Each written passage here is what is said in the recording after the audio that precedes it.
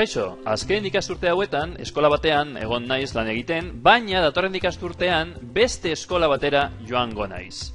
Material guzti hau prestatu dut, eta eraman nahi dut beste kontu batera. Nola egiten da hori? Transferitu edukia du izena. Eta hori egiteko, sakatu zure kontuan, sartu Google kontuan, eta laburpenean transferitu edukia daukagu. Hasi transferitzen, nora transferitu nahi duzu. Idatzi hemen, helbide berria.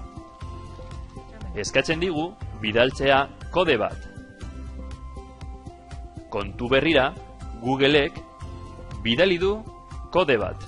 Irekitzen dugu kontu berria, eta hemen dago egiaztatu kontua. Hemen dago kodea. Kopiatu. Zoaz jatorrizko kontura, eta itsatsi kode hori. Egiaztatu. Eta zer pasatu, zer transferitu nahi duzu kontu batetik bestera? Drive eta Gmail osoa? Bai, ezta? Hasi transferitzen. Transferentzia egiten den bitartean irekitzen badugu kontu berria, mezu honen bidez, esaten digute, transferentzia egiten ari dela. Eta Driven sartzen bagara,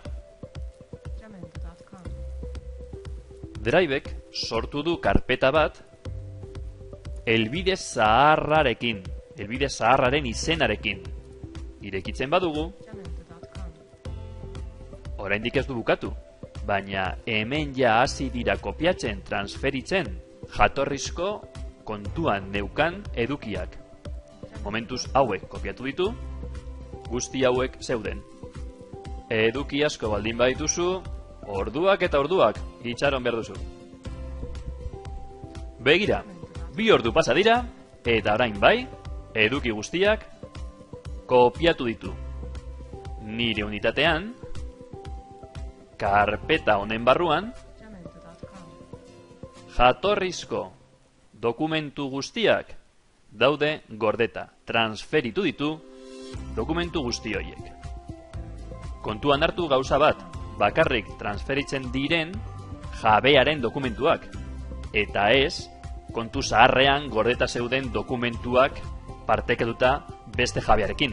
Hori kontuan hartu. Eskerrik asko, agur!